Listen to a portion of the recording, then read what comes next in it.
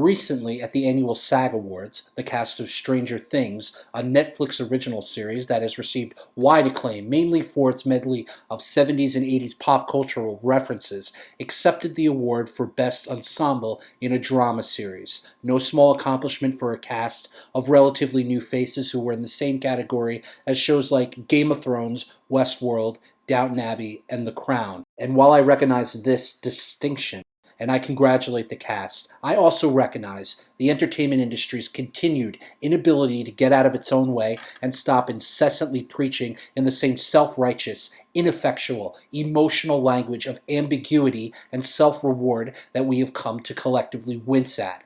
Just on the heels of Meryl Streep's rambling ode to Hollywood, herself, and the quote-unquote principled press, a new challenger has emerged for a shot at the golden halo of social virtue and easy accolade. Last night, something so incredible took place as cast member David Harbour stepped forward and spoke on behalf of the Stranger Things ensemble that it bears examination. First, the speech.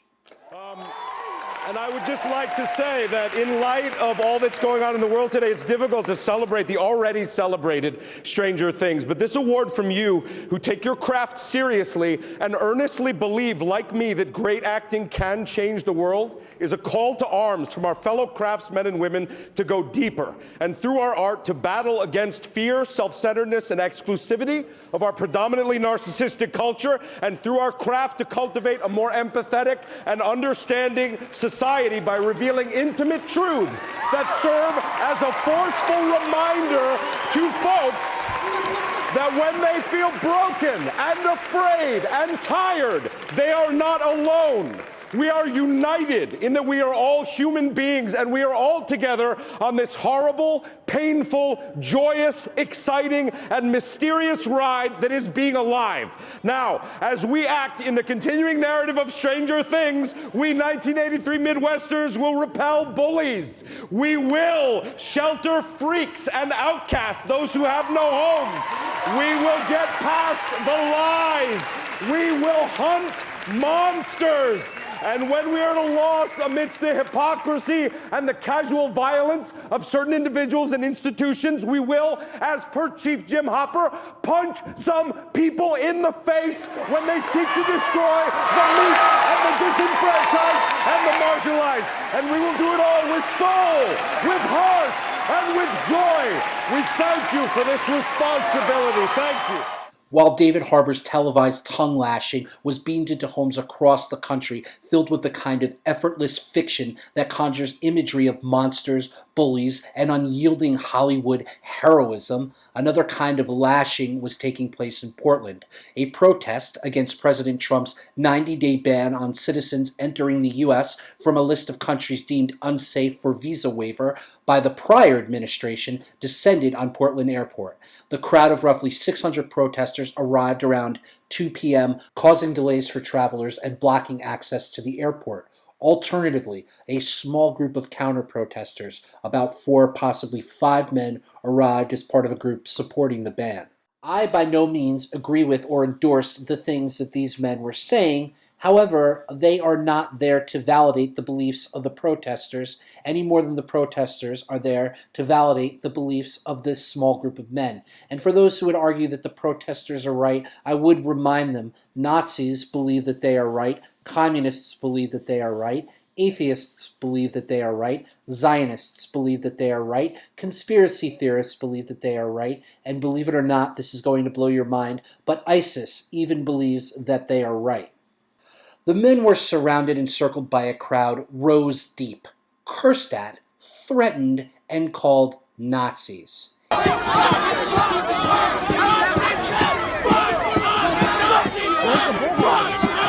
Here, they were forced to stand back to back in order to protect themselves as members of the encircling mob took turns coming to the front of the pack to confront them one after the other. Get the fuck out of here! You crazy motherfucker!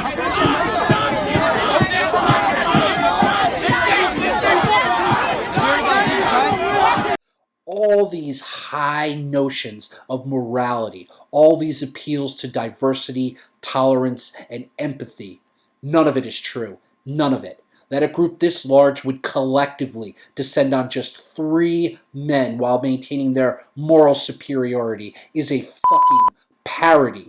The only way this many people could justify doing this is if these men had been reduced to something inhuman, to monsters in the eyes of their beholders. We will hunt monsters! We eventually see these men walk away from the crowd. They are followed and shoved and threatened as they enter the terminal, and finally, inside, one of the members of the group is punched in the face. And it doesn't end here. The crowd circles the man and his friends trying to protect him, and not only spew hatred while being collectively indifferent to their own violence, but they actually gloat.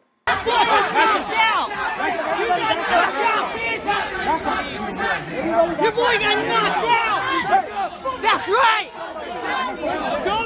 You got knocked out! I just don't give a fuck anymore. These people are not the good guys.